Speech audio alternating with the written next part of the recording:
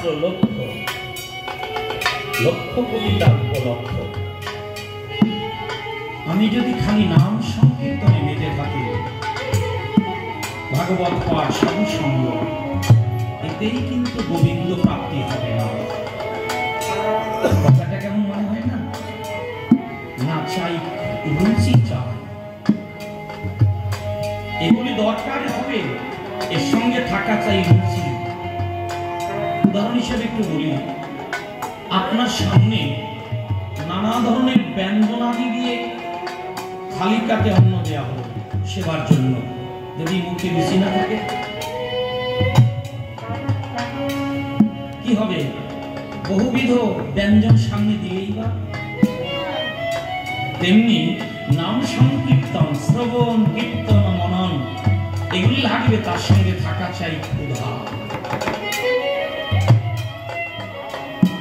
তবে নামে কাজ হয়। তাই পাগল বিজয় সরকার গেলেন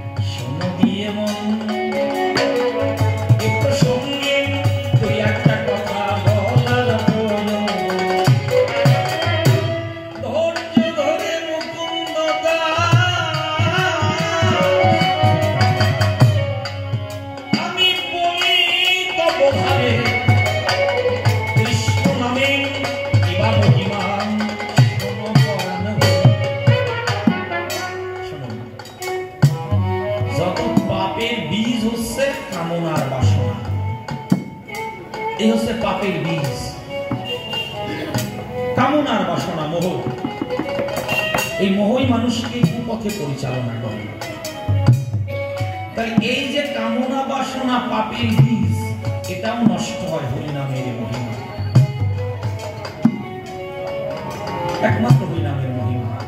সে কেমন? কখনো কখনো আমরা ওই ঘাস সাফ করতে গিয়ে ঘাস পোড়া ওষুধ দেই, ঘাস পচার ওষুধ দেই তো, তা 2-3 মাস ভালোই থাকে, জমি পরিষ্কার থাকে। আবার সেই বর্ষার পরশে দেখবেন দুব্বা ঘাস কিভাবে গজায়। কেন? উপরিভাগটা পচে যায় ঠিকই, কিন্তু দুব্বা ঘাসের শিকড় থাকে অনেক মাটি গভীরে, ওকে সহজে নষ্ট করতে পারে না। তাই সেই যখন বর্ষণ হয়, বৃষ্টি হয়, আবার ওখান থেকে সে প্রাণ ফিরে পায়।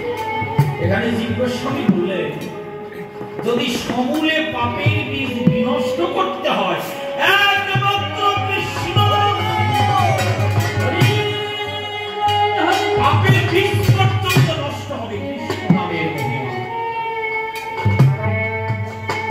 এই জন্য গৌরসুন্দর বললেন নাম ছাড়া করি না।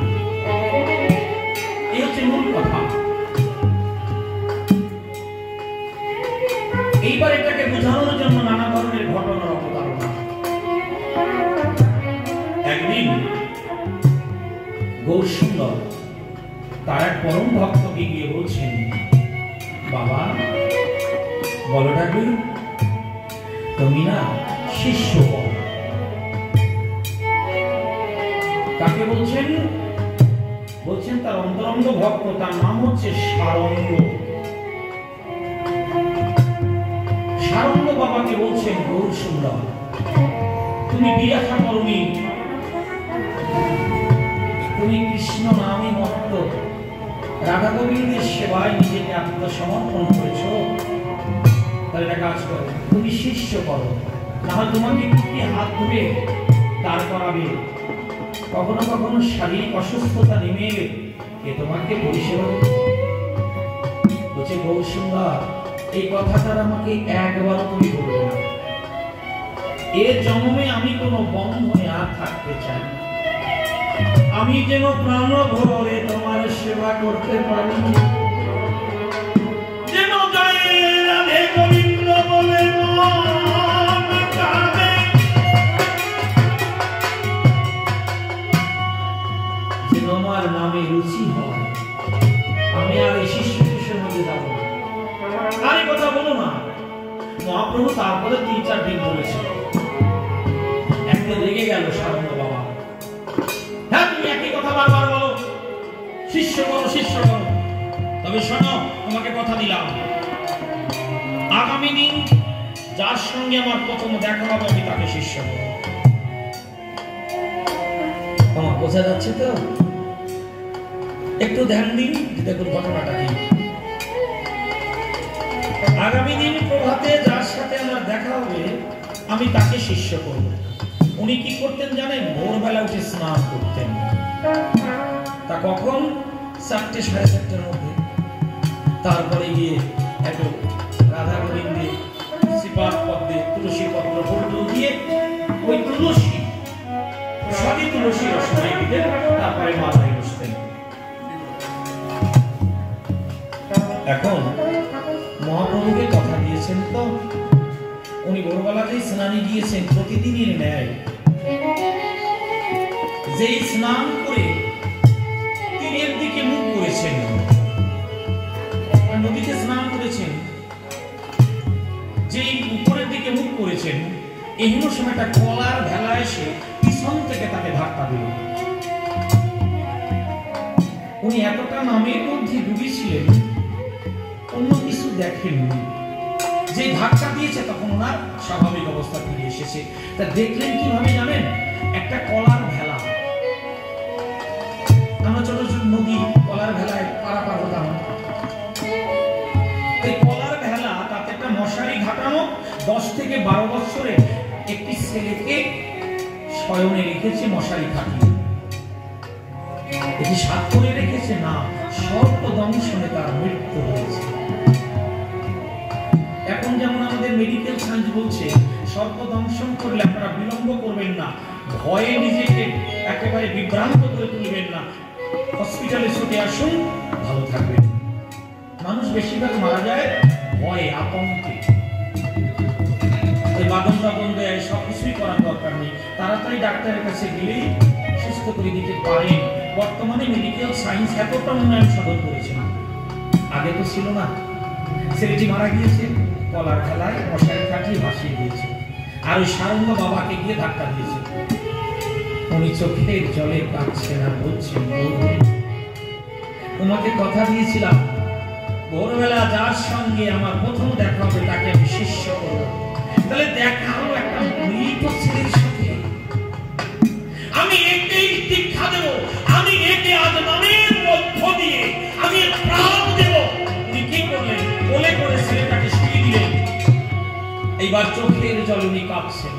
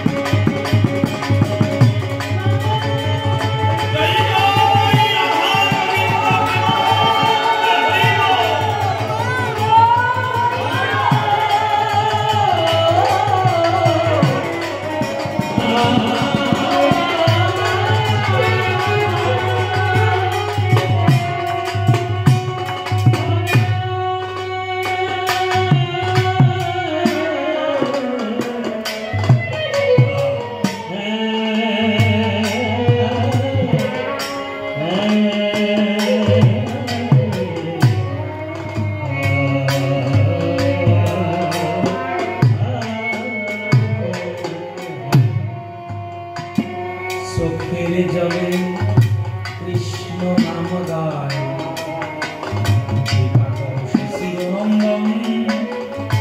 তোমাকে আমি কথা দিয়েছি শুনেছি নামের মহিমাই সবই হয় ওরে নাম নিয়ে কাঁদে অঝরে জল ঝরে এমন ভাবে নাম করে ছেলেটি প্রাণ ফিরে পায় প্রাণ ফিরে পেয়ে তার সাথে কৃষ্ণ হরি নামে সারঙ্গ বাবা ছেলেটির প্রাণ দামিল একবার প্রেমানন্দে ভক্ত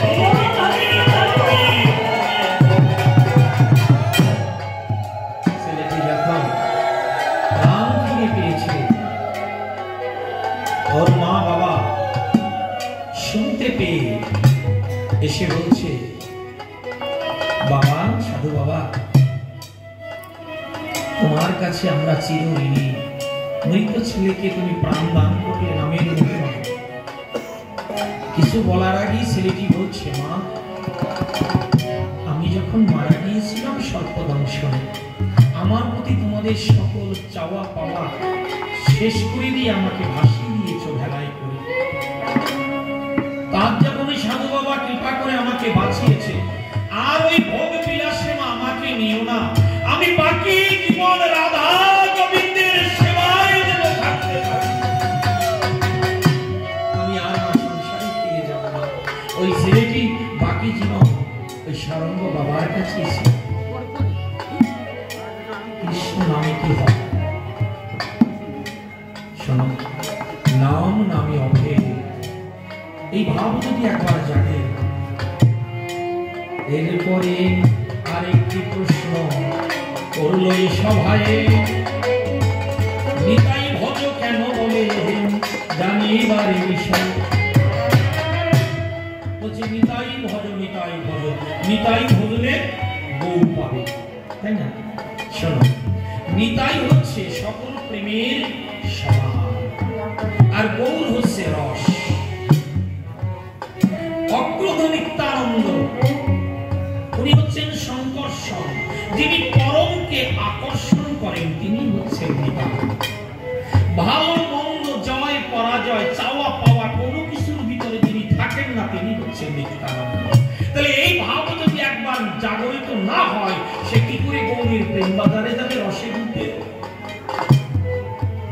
এই জন্য বলা হয় নিতাই ভজ নিতাই ভজ নিতাই ভজলে গৌর পাবে হয়তো বুঝতে পারেন যে সংশয় থেকে যেতেই পারে আরো সহজ ভাষায় বলি আপনার বন্ধুর দোকান আছে বাজারের ভিতরে গান হয়তো আমার এক বন্ধুরই মুদিখানা দোকান আমি কি যখন তখন তার কাছ থেকে বাজার আনতে পারবো পারবো না কেন আবার বলি পারা যাবে না হয়তো বন্ধু বিকেল বেলা কি সকালবেলা দোকানটা খুলে ঝাড় দিয়েছেন একটু গঙ্গার জল ছিটিয়েছেন ধূপ প্রদীপ দিয়েছেন তখন যদি গিয়ে বলি আমাকে বন্ধু এই জিনিসটা বাকি দাও চাওয়াও যাবে না আর বন্ধুও দেবেন না দেবেন কি বলবে বন্ধু একটু পরে এসো আমি নগদে একটু কিছু বিক্রি করি তারপরে তুমি নাও যতই আন্তরিকতা থাক না কেন দোকান খুলি আপনাকে বাকি দেবে না আমাদের কি দেবেন না কিন্তু আমি এনি টাইম যে কোনো সময় ওই বন্ধুকে ডেকে আমি মাল আনতে পারবো যদি পকেটে টাকা থাকে রাত গভীর রাতে বলতে পারি বন্ধু এই 10,000 টাকা রাখো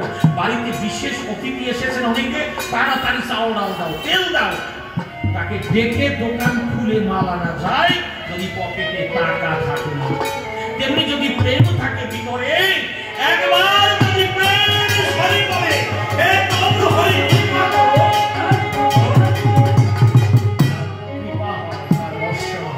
এই জন্য বলা হলো নিতাই ভজ নিতাই ভজ আগে তুমি প্রেমকে সঞ্চয় করো প্রেমেই তিনি বাধা প্রেমা হইতে কৃষ্ণ হন ভক্ত বশ তিনি প্রেমে অধীন প্রেমা হইতে হন তিনি নিজ ভক্ত এই জন্যই বলা হচ্ছে নিতাই ভজ আর কিছু না আর একটা কথা বলেছে তা তাহলে কোন দিকে আমরা ধাবিত হব, নিতাইয়ের দিকে না গৌরীর দিকে? কেননা দুই ভাই দুই দিকে পরিচালিত। শোনো, কে কোন দিকে যাবে এটা তার রুচি, এটা তার পূর্ব সংস্কার। আমি কোন দিকে যাবো এটা পূর্ব সংস্কার। শোনো, কোটি জন্ম থাকলে ভাগ্য বিষয় সে হইল। মাগো, কথাটাকে আপনারা অন্যভাবে নেবেন না। একটা সুন্দর যে মানসিকতার সন্তান লাভ করে, এর মূল্যেও পিতামাতা অশেষ সন্তান। মায়ের চাল, বাবার চাল, গুরুর দিয়ে সেটা তো থাকলো, কিন্তু মা এবং বাবা যখন মিলিত হয় তখন পিতামাতার যে মানসিকতাটা থাকে সেইভাবে সন্তান জগতে ধরা দেয়। এই জন্য কুখাদ্য খেয়ে স্ত্রীর কাছে গেলে মন কি নির্মল থাকে গো?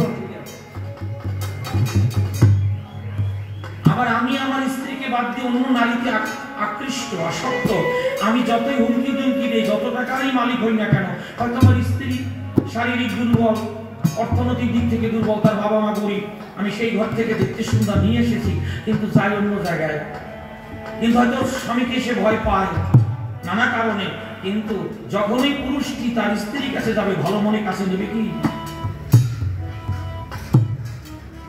এগুলো বাদ দিলাম। আমি আমার স্ত্রী ভিন্ন অন্য নারীতে যদি আকৃষ্ট হই, গমনাগমন করি, আমার স্ত্রী কোনোদিন ভালোভাবে তার কাছে নেবে না, ঘৃণা থাকবেই থাকবে। এই ঘৃণিত পরিবেশে কোন সন্তান, ভালো সন্তান আসে না। আজকে এইটার বড় অভাব, কিন্তু শিক্ষিত সমাজ এটাকে মোটে গুরুত্ব দিতে চায় না। তাই বর্তমান শিক্ষাটাকে আমি বলি হাইব্রিড এডুকেশন। এখানে চাকরির ধান্দায় ছোটে, ব্যক্তিত্বের বিকাশ হয় না, মনুষ্যত্বের জাগরণ হয় না। তাহলে কি এডুকেশন? আমি আজকে উচ্চশিক্ষা লাভ করে যদি নোংরা কাজে যদি ধাবিত হই, তাহলে আমি তো আমার অপমান করলাম।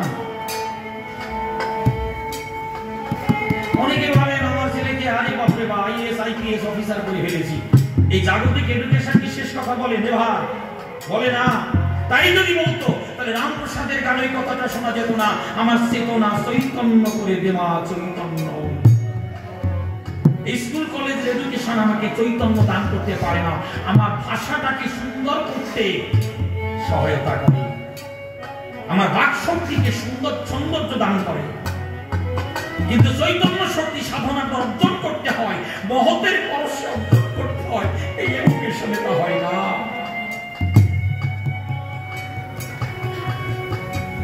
এই জন্যই কখনো কখনো দুঃখ লাগে। তাহলে কোন পথ শ্রেষ্ঠ? এটাই বললাম যে যার যার ভাব তার কাছে উত্তম, তবে ত্যাগই হচ্ছে পরমানন্দ। ত্যাগ মানে কি? স্ত্রী বর্জন করা। প্রাসাদ নির্মাণ করেছি তাতে থাকবো না, এটা ত্যাগ। এ তো ভুল ব্যাখ্যা।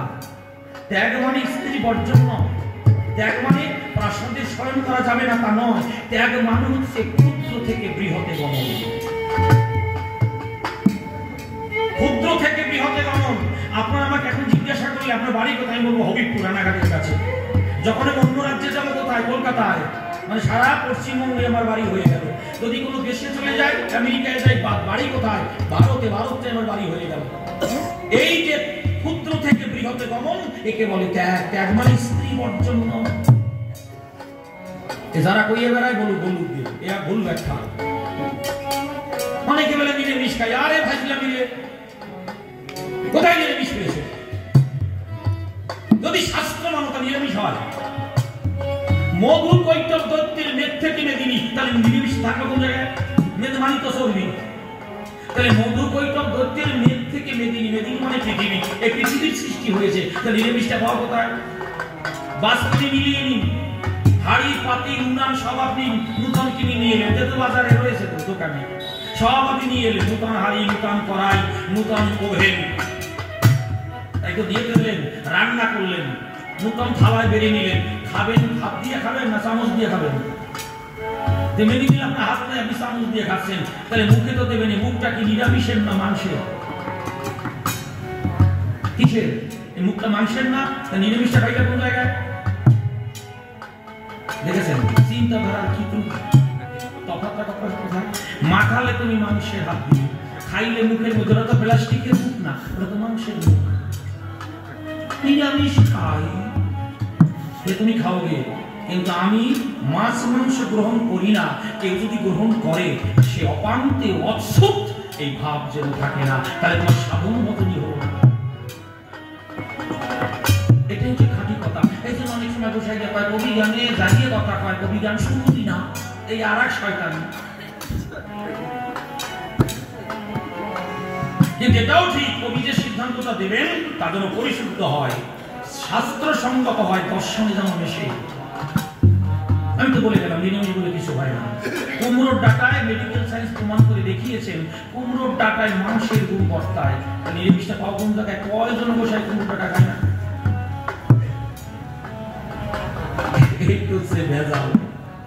এইবার হচ্ছে কোনটা প্রত্যক্ষ কোনটা পরোক্ষ। এই যে মাছ মাংস এটা উত্তেজিত আহার, এটা না খাওয়া আহার। যত কঠিন কঠিন ব্যাধি এই মাছ মাংস ডিম থেকে আসে, আর বিশেষ করে 40-এর পরে এগুলো বাদ দিলে দেহটা একটু ভালো থাকে। এই হচ্ছে মূল ব্যাপারটা, এটা ভাঙিয়ে বলি যায়। কিন্তু ওই যে আমি নিরামিষ খাই, আমি সপাতি, আমি প্রসাদ সেবী, আমি প্রসাদ সেবী, এই বোধটা জাগলো কি উনি গেলেন। যেখানে গুরু নাই সেই তো বৃন্দাবন, গুরু শিষ্যের দেখা হলে হয় উভয়ের মরণ। মানে দুটো কি মরে নাকি? জন্মে মরে না। গুরু শিষ্য সেখানে আর ভেদাভেদ জ্ঞান থাকে না, থাকে খালি আনন্দ আর আনন্দ। এই জায়গাটাই এই ভাবটা করতে দাঁড়াও, কে কি খাইলো না খাইলো এইদিকে তাকাইও না। এই বিচার করতে গিয়ে আমরা শোধ গেলাম। ছোট্ট একটা ঘটনা বলি, ঘটনাক্রমে। এই বাস্তব বললে আপনারা বেশি, মানে শাস্ত্রীয় কথা তো বহু শুনেছেন, তো বাস্তবটা শুনুন। এক ভদ্রলোক পশু বিক্রি করে, পশু বিক্রেতা। ঘোড়া কিনে বিক্রি করে, গাভী কিনে, গরু কিনে বিক্রি করে, মহিষ কিনে বিক্রি করে, মানে এই যে তার কাজ, পশু ব্যবসায়ী। পাখি কিনে বিক্রি করে। এখন আর গিয়ে বলছে একদিন গুরুদেবের কাছে, গুরুদেব, হ্যাঁ বলো বাবা, আমি যদি পশু পাখির কথাটা একটু বুঝতে পারতাম তাহলে ব্যবসায় আরো বেশি লাভ হতো। তুমি আমাকে সেই শক্তিটা দাও যাতে আমি পশু পাখির কথাটা বুঝতে পারি। গুরুদেব বলছে, ভেজালের মোটে জড়াইয়ে না, যা আসো তাই নিয়ে থাকো, এই বাড়তি কিছু বুঝতে যেও না, কে কি করে বেড়াইলো ওই খোঁজ খবর নিও না। মায়েদের মধ্যে ব্যাপারটা একটু বেশি, তবে আপনারা যে কজন মায়ের এসেছেন আপনারা খুব ভালো। দেখবেন এক জায়গায় বসে শুনছি সমুদ্রের ফলাটা করছে কি, ওই শুরু হয়ে গেল। মা আপনারা ভালো, আপনারা খারাপ। গুরুদেব বলছে পরের কথা জানতে যেও না, তুমি কিন্তু সমস্যা করবে না। গুরুদেব আপনি দেন, আমি শুনবো, বুঝবো। গুরুদেব হচ্ছেন সিদ্ধ মহাত্মা, উনি বলছে যাও, তোমাকে সেই শক্তিটা দিলাম, এবার থেকে তুমি পশু পাখির ভাষা বুঝতে পারবে। বেশ আনন্দে বিচরণ করে ব্যবসাতে চালায়। একদিন তার ঘরে গাভী দাগ দিয়ে তার একটা আদরের গাভী ছিল, সে বলছে, প্রভু, হ্যাঁ বলো, আপনি ওই ঘোড়াটারে বেঁচে দেন, কিন্তু 7 দিনের বেশি বাঁচবে না। উনি ভাবছে কয়টা কি ঘোড়াটারে বেঁচে দেবো, হ্যাঁ যে দাম পান বেঁচে দেন, বেশি দিন দেখবে না। উনি বিক্রি করে দিয়েছেন, 7 দিন টাইম তো। উনি পরক্ষণে খোঁজ নিয়ে দেখলেন ঠিক 7 দিনের মধ্যে ঘোড়াটা মরছে। উনি ভাবছে বাবা রে বাবা, আমার কম করে 30-40 হাজার টাকা বাঁচিয়ে গেছে। এখন ওইরকম সংঘর্ষণে কি রে আর কি আছে বলে, জানেন ওই যে মহিষটা আছে না, 15 দিন বাঁচলে বেঁচে দেন। এইভাবে যা যা কয় বিক্রি করে দেয়, তাতে পয়সা নষ্ট হচ্ছে না, মরে গেলে কেউ পয়সা দেবো, আনন্দ কত। এখন 2-3 মাস পরে বলছে, কি আর কিছু কবি? ও গাভী মা বলে, একটা কথা কব। বলে কি? বলে আপনি আর মাত্র 1 মাস বাঁচবেন। এইটা খাওয়া দাওয়া কমপ্লিট, একবার খায় না, গরু আর কেনে না, বাজারে আর যায় না, মরে যাবে তো। কৃষ্ণ হয়ে গেছে 1 মাসের মধ্যে। ওই চিন্তায় বাঁচবো না, এত বড় প্রাসাদ বাঁচবো না, এত টাকা বাঁচবো না, তাই ব্যাংকের টাকা খাবে কে, তোলা পাঞ্জাব কে, এই বউ পাহারা দেবে কে, মানে নেওয়া মস্তি, খাওয়া দাওয়া বন্ধ। দিন 15 না খেলে তার অবস্থা কি? 8 কি আর পারে না, যায় যায় ব্যানে করে নিয়ে গেছে সে গোসাই, গোসাই মুখ দিছে। এ বাবা কি হয়েছে? বলে ওই তো পশু পাখির কথা আমি বুঝতেছি, এখন আমার ঘরে সেই গাভীটা কইছে আমি 1 মাসের বেশি আর বাঁচবো না, তাই তো আমার এই অবস্থা। তখন গোসাই হাসি দিয়ে গায়, বলছিলাম না পরের ভাষা জানতে চাই না, তাহলে শোক যাবা।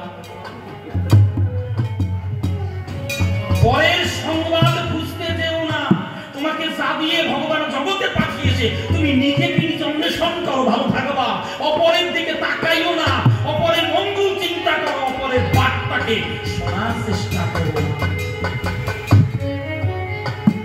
দেখেছেন শাস্ত্র কি সুন্দর সমাধান দিচ্ছে।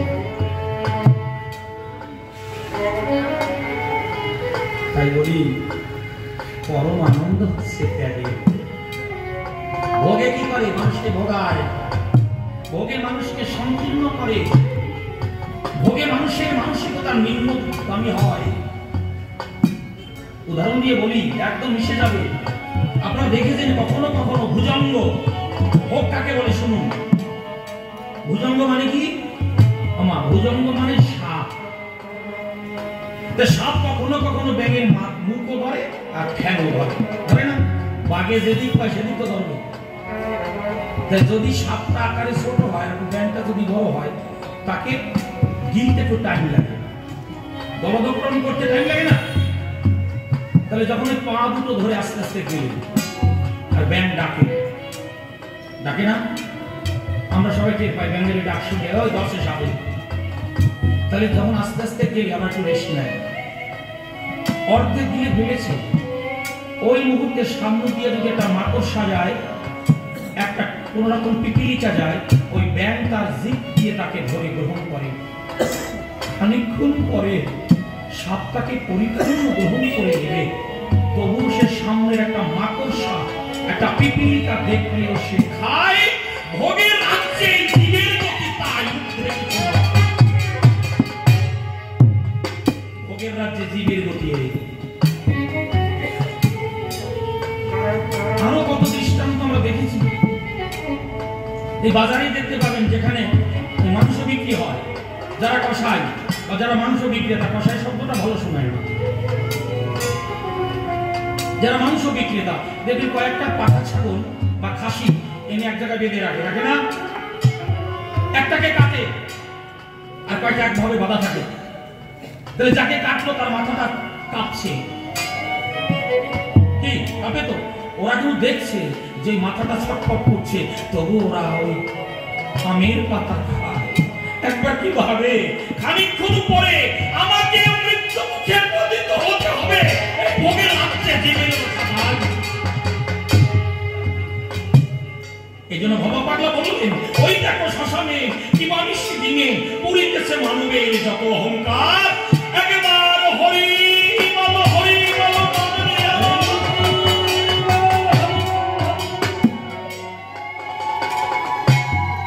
ওই দেখো শ্মশানে কি মানুষ দিনে পুরিতেছে মানবের যত অহংকার। হরি বল, হরি বল, মনে। এই তো ভোগ। এই জন্য বললাম ত্যাগে হচ্ছে পরমানন্দ। মানুষের চিন্তাধারা বৃহৎ হয়, তাই ত্যাগের মধ্যে পূর্ণানন্দ। বললাম সহায়ে আপনারা তাই সহন করেন যত সুবিচার। জানি না আমার বাবাজি কতটুকু বুঝলো। ছোট্ট একটা গল্প বলি, থাক ছেড়ে দাও, একটু হাস্যরস, নাহলে অনেকে ভাববেন অনেকে একটা গল্প করে না।